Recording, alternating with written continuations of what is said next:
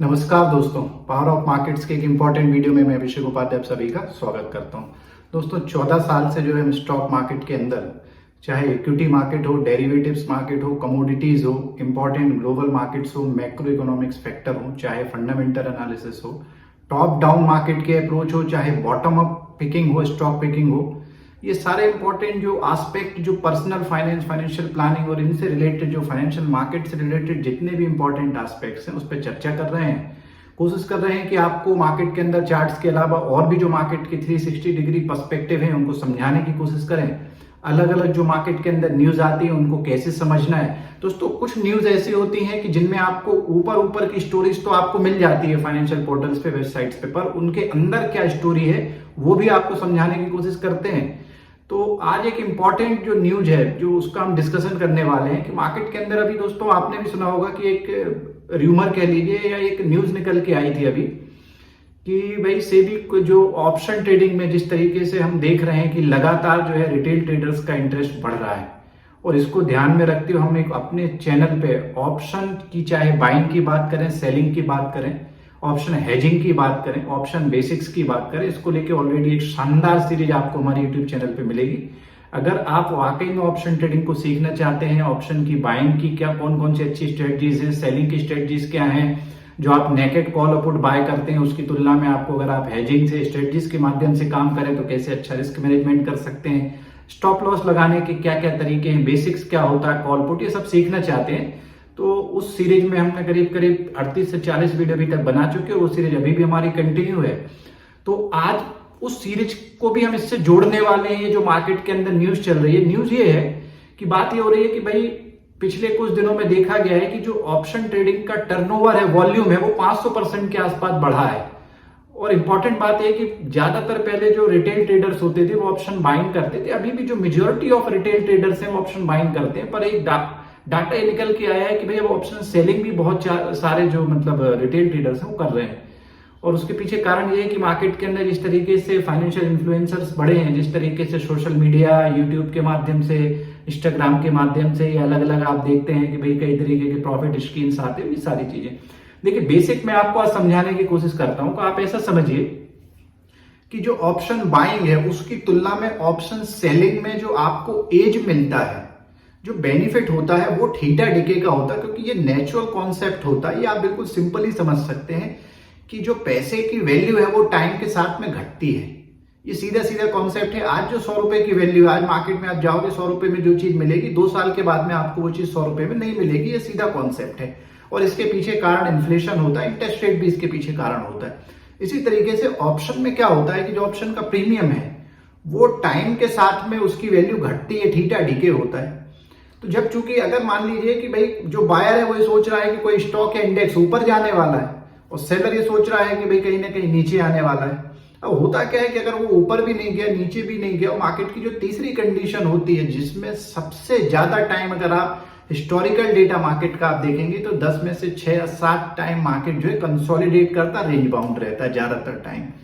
तो ये जो सिचुएशन है रेंज बाउंड की, कंसोलिडेशन की, ये ऑप्शन सेलर को थीटा डिके में जो उसका टाइम का डिके होता है, प्रीमियम डिके होता है, उसमें एक एज देता है। इसीलिए जो ऑप्शन सेलर है वो करीब करीब 1/3 टाइम, 67% टाइम उसको बेनिफिट होता है। और बायर के केस में जो सबसे बड़ी बात यह है कि भाई उसको मोमेंटम पे फोकस करना चाहिए और साथ ही साथ उसको ये भी समझना चाहिए कि जो मोमेंटम है अगर वो किसी भी स्टॉक में, इंडेक्स में खत्म हो रहा है तो आपको तुरंत उस पोजीशन से बाहर निकलना चाहिए। बहुत सारे रिटेल ट्रेडर्स ये गलती करते हैं कि वो एनालिसिस करते हैं और उनको लगता है कि भी हमने एनालिसिस किया हुआ, पोजीशन को होल्ड कर लेते हैं। खासकर ओवरनाइट पोजीशन अगर आप ऑप्शन बाइंग में लेके जा रहे हैं तो आपका एनालिसिस तगड़ा होना चाहिए, नहीं तो आपकी जेब खाली हो सकती है। ये बिल्कुल सिंपल कॉन्सेप्ट है। तो ऑप्शन सेलर जो रहते हैं उनकी विनिंग प्रोबेबिलिटी ज्यादा रहती है, ऑप्शन बायर की विनिंग प्रोबेबिलिटी कम रहती है। एक इंपॉर्टेंट पॉइंट जो मैं आपको बताना था। दूसरी बात है कि मार्केट के अंदर जो न्यूज चल रही है सेबी के, उसमें ये बात आ रही थी कि भाई सेबी कुछ इस तरीके का बनाने वाला है कि जो ऑप्शन ट्रेडिंग है उसको आपके जो है नेटवर्थ से या आपकी जो फाइनेंशियल कंडीशन है, रिस्क मैनेजमेंट कैसे हो सकता है, अर्थात उसको हो सकता है कि आईटीआर उसको कंफर्म कर दे कि भाई अगर आपका आईटीआर है, कोई भी उसमें एक नॉर्म्स बना दे और ब्रोकर्स फिर आपसे आईटीआर मांगेंगे। तो इस तरीके से एक रिस्क मैनेजमेंट की बात चल रही है कि भाई जो जिस तरीके से ऑप्शन ट्रेडिंग में वॉल्यूम बढ़ रहे हैं तो उसको लेके कुछ रिस्क मैनेजमेंट होना चाहिए ताकि रिटेल ट्रेडर्स का जो है पैसा प्रोटेक्ट हो। तो ये सेबी की एक अच्छी सोच है, पर सेबी ने उसको क्लैरिफाई कर दिया है कि भाई इस तरीके का जो रिटेल ट्रेडर जो ऑप्शन ट्रेडिंग कर रहा है उसको कर्व करने को लेके कोई भी हमारा अभी डिस्कशन नहीं है। हाँ, ये जरूर है कि रिस्क मैनेजमेंट को लेके कि ऑप्शन ट्रेडिंग में रिस्क मैनेजमेंट कैसे हो, तो वही मैंने जो आपको ITR का बताया, या हो सकता है कि भाई आपकी अगर एनुअल इनकम इतनी है तो ये आपको जो है ब्रोकर अलाउ करे कुछ पर्टिकुलर प्रोडक्ट सेलिंग वगैरह को लेके। तो ये कॉन्सेप्ट मार्केट के अंदर बहुत टाइम से चल रहा है और ऐसे multiple reports, multiple data market के अंदर आए हैं जो ये बताते हैं कि खासकर कोरोना के बाद से 2020 मार्च के बाद से 3 साल का अगर आप कहीं भी डेटा एनालिसिस करेंगे तो आपको बिल्कुल क्लियरली विजिबल होगा कि जो ऑप्शन ट्रेडिंग का जो वॉल्यूम है, जो टर्नओवर है, वो सबसे ज्यादा है, इसमें कोई डाउट ही नहीं है।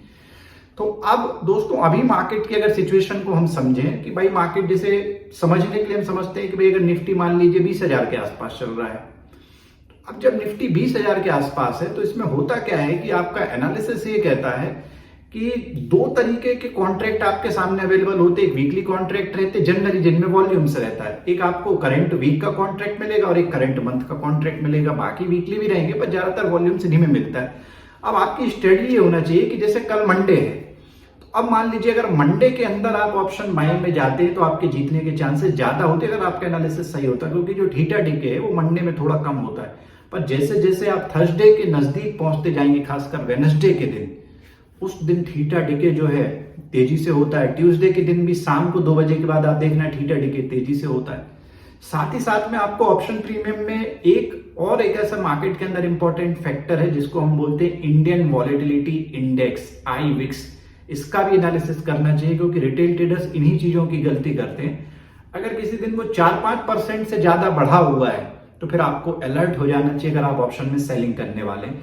तो अब मान लीजिए कि भाई निफ्टी अगर एग्जाम्पल के लिए हम समझ रहे हैं कि 20,000 चल रहा है और आपका व्यू ये बन रहा है क्योंकि अभी वर्तमान में मार्केट नीचे है तो हम नीचे के हिसाब से ही समझ रहे हैं कि मान लीजिए आपका बेरिश व्यू है। अब जनरली होता क्या है कि रिटेल ट्रेडर्स के साथ प्रॉब्लम ये है कि जैसे स्पॉट में निफ्टी का प्राइस 20,000 चल रहा है तो वो ये मान के ही चलता है कि मार्केट को नीचे आना है, तो कहीं 19,800, 19,700 या कई जो और ज्यादा इस तरीके से रिस्क लेते 19,500 के पुट में घुस जाएंगे, बाय करके बैठ जाएंगे उसको। अब प्रॉब्लम ये जाती है कि अगर मान लीजिए इस तरीके से मोमेंटम नहीं बना तो फिर जो है थीटा डीके होता है। तो आपको ये समझना पड़ेगा कि अगर आपको ऑप्शन बाइंग करना है तो आप अगर सेफर साइड पे खेलना चाहते हैं तो आप बिल्कुल क्लियरली समझ लीजिए कि आपको बहुत ज्यादा आउट द मनी या डीप आउट द मनी के कॉल और पुट में नहीं जाना है। या आप बिल्कुल अपना एक थंब रूल बना लीजिए कि अगर 20,000 का स्पॉट प्राइस चल रहा है तो या तो 20,000 का जो एट द मनी के जो खासकर कॉल और पुट होते हैं, जो अगर आप सेफर साइड पे जाए, कुछ नहीं करना। अगर आपको ऑप्शन में ट्रेडिंग करना है, देखिए मैं तो हमेशा ये बोलता हूं कि कम से कम अगर आपको 3 साल का लाइव मार्केट का अनुभव है तभी आपको एफएनडो में आना चाहिए। जब तक आपको 3 साल का लाइव मार्केट का, जहां पे आपने 6 से 8 घंटे मार्केट को कम से कम लाइव मार्केट में नहीं दिए हैं, आपको दूर रहना चाहिए। अगर पहले का भी कोई आपका अनुभव है और अगर पिछले 1 साल से लगातार आप स्क्रीन पे 8 से 10 घंटे दे रहे हैं तो आप प्रयास कर सकते हैं, आप फिर स्टार्ट कर सकते हैं एक लॉट के साथ में। पर जो नए ट्रेडर जिनको बिल्कुल अनुभव नहीं है या मार्केट में वो टाइम नहीं ले सकते, कोई दूसरा बिजनेस करते हैं या कहीं जॉब में है और वो फिर जो है इस तरीके की अगर रिस्क लेंगे तो उनको लॉसेस, ऑप्शन बाइंग में तो खासकर अगर आप पार्ट टाइम इसको करने का सोच रहे हैं तो आपको लॉसेस होने की पॉसिबिलिटी बहुत हाई है। कोई कुछ भी आपको बोलता रहे, कोई सेटअप दे दे, कोई स्ट्रेटजी दे दे, पॉसिबल ही नहीं है, क्योंकि कब कहाँ मोमेंटम ड्रॉप हो जाएगा, कौन से दिन पे आप पोजीशन ले रहे हैं, ये सारी चीजों को लाइव मार्केट में ही आप ट्रैक कर सकते हैं। लाइव मार्केट के अंदर वॉलेटिलिटी में क्या चेंज हो रहा है, कितना दूर वो स्पॉट से चला गया, ये सारी चीजें ट्रैक करना जरूरी है। तो आपको एक थंब रूल और मैं दे रहा हूं। पहला थंब रूल मैंने आपको ये दिया कि अगर आप फुल टाइम हैं तो ही आप ऑप्शन बाइंग में जाए, अगर पार्ट टाइम आप सोच रहे हैं तो आपकी रिस्क बढ़ जाती है। दूसरा थंब रूल आप बना लीजिए कि ज्यादातर केसेस में चाहे आप कॉल सेल करें, पुट सेल करें, आपको एट द मनी पे जाना है। एट द मनी का सिंपल मतलब होता है कि अगर आप 20,000 के आसपास निफ्टी चल रहा है तो 20,000 के कॉल और पुट वो एट द मनी कहलाते हैं। या स्लाइटली आप जो है इन द मनी भी जा सकते हैं। अब स्लाइटली इन द मनी का मतलब ये होता है कि अगर 20,000 का स्पॉट प्राइस चल रहा है तो अगर आपको पुट सेल करना है तो आप 20,100 का पुट सेल कर सकते हैं, स्लाइटली इन द मनी है। या स्लाइटली आउट द मनी भी आप जा सकते हैं, 19,900 के पुट पे जा सकते हैं। पर हाँ, जब आप 19,900 के पुट पे जाएं तो आपको देखना है कि अगर बुधवार के दिन आप जा रहे हैं तो आपकी पॉसिबिलिटी लॉस की बढ़ जाती है। और अगर आप 19,700, 19,600, 19,500 और 19,400 के प्रीमियम कम है, इस तरीके की अगर आप डीप आउट द मनी के पुट्स में सेल कर रहे हैं तो फिर आप मान के चलिए कि आपके लॉस होने की पॉसिबिलिटी बहुत हाई है और आपका कैपिटल साफ हो सकता है। दिखने को आपके दिखेंगे कि भाई आपका प्रीमियम 20 रुपए है, 50 का लॉट साइज है, तो आपकी मैक्सिमम रिस्क 1000 रुपए है। पर क्या 1000 रुपए भी फ्री में थोड़ी आते हैं कि भाई आप बिना मतलब कि जहां आपको पता ही है कि आपको लॉस होने वाला है, तो कोई भी आपसे कहे आपको डीप आउट द मनी के कॉल और पुट ना बाय करना है ना सेल करने की कोशिश करना है। आपको कोशिश ये करना है कि स्टार्ट आप देखिए एट द मनी से करिए, क्योंकि डीप आउट द मनी में कई बार सेलिंग में भी प्रॉब्लम ये हो जाती है कि आप क्वांटिटी बढ़ा लेते हैं और अक्सर ये देखा गया है। इसलिए सेलिंग में भी मैं ये कहता हूं कि आप स्टार्टर हैं, अगर हाँ आपको अनुभव हो गया 5-7 साल का तो अलग बात है, तो ये कुछ थंब रूल बना लीजिए। आप एट द मनी समझना सीखिए, मार्केट के अंदर इन द मनी समझना सीखिए, आउट द मनी समझना सीखिए। मार्केट के अंदर वीकली एक्सपायरी की रणनीति अलग बनाइए, मंथली एक्सपायरी की रणनीति अलग बनाइए। और अगर आप पार्ट टाइमर हैं दोस्तों, तो फिर ऑप्शन को आप हेजिंग के रूप में यूज करिए। आप कैश मार्केट में इन्वेस्टमेंट करते हैं, स्विंग ट्रेडिंग करते हैं, वहां हेजिंग के रूप में यूज कर सकते हैं। इसको लेके बहुत सारे शानदार एक प्रोटेक्टिव कॉल और प्रोटेक्टिव पुट स्ट्रेटजी हमने आपको दी है। कुछ लोग अगर फ्यूचर में काम करते हैं भाई, तो उसको प्रोटेक्ट कर लीजिए, प्रोटेक्ट कॉल के माध्यम से, पुट के माध्यम से। बिना हेजिंग मार्केट में ट्रेडिंग करने की कोशिश नहीं करिए, आपके दोनों हाथ जल सकते हैं। कोई कुछ भी आपको प्रॉफिट दिखा रहा हो, ये मार्केट के अंदर होता नहीं है। मैं 14 साल से सारी चीजें देख रहा हूं। आप किसी भी जो NISM सर्टिफाइड लोग हैं, जिनको मार्केट का सही अनुभव है, जो उन्होंने MBA फाइनेंस किया है मार्केट के अंदर पिछले 14-15 साल से कम 10 साल से अगर 7-8 घंटे मार्केट को दे रहे हैं, वो समझते हैं ये इतना आसान नहीं है। तो आपको इन बातों का ध्यान रखना है। और सेबी की जो न्यूज निकल के आई है कि ऑप्शन ट्रेडिंग को लेके, उसको लेके, रिस्क मैनेजमेंट को लेके कुछ भविष्य में आ सकता है, पर सेबी ने क्लैरिफाई कर दिया है कि ऐसा कुछ भी नहीं है कि वो ऑप्शन ट्रेडिंग को लेके जो है रिटेलर्स उनको मार्केट से बाहर करने वाला है। कुछ नॉर्म्स आ सकते हैं, अभी भी जो है ब्रोकर्स आपसे एनुअल इनकम पूछते, हो सकता है उसमें ITR वगैरह की बात आ जाए कि भाई अगर F&O में आपको ट्रेडिंग करना है, खासकर ऑप्शन सेलिंग करना है, तो आपकी एनुअल इनकम 5 लाख हो। तो ये तो जरूरी एस्पेक्ट है, ये होना भी चाहिए। भाई आपकी इनकम अगर नहीं है इस तरीके की और आप रिस्क ले रहे हैं, तो ये फिर आपके लिए, फैमिली के लिए, आपके लिए लॉन्ग टर्म के लिए अच्छा नहीं। तो दोस्तों किसी भी तरीके की जो पॉजिटिव इनिशिएटिव है उनको आपको हमेशा अप्रिशिएट करना चाहिए। तो हमें लगा कि आज संडे के दिन कुछ इंपॉर्टेंट मार्केट के जो स्ट्रेटजी, जो मार्केट एनालिसिस के अलावा ये मूलभूत बातें भी हम आपके साथ में शेयर करेंगे। अगर आप ऐसे ही वीडियो और भी लगातार हमसे चाहते हैं कि कोई भी छोटे छोटे ऐसे एस्पेक्ट को जो कि आपको फाइनेंशियली जो है अवेयर करें, फाइनेंशियली स्ट्रांग करें, तो आप हमसे कमेंट्स के माध्यम से भी पूछ सकते हैं। कोई टॉपिक हो, कोई भी न्यूज हो, चाहे ग्लोबल हो, डोमेस्टिक हो, किसी भी पर्टिकुलर स्टॉक पे, किसी भी पर्टिकुलर प्रोडक्ट्स पे, म्यूचुअल फंड्स पे, ETF पे, किसी भी तरीके का अगर आपके मन में कोई क्वेरी है तो आप हमसे चर्चा कर सकते हैं। हम कोशिश करते हैं कि ज्यादा से ज्यादा जो है आपकी क्वेरीज को शांत करें।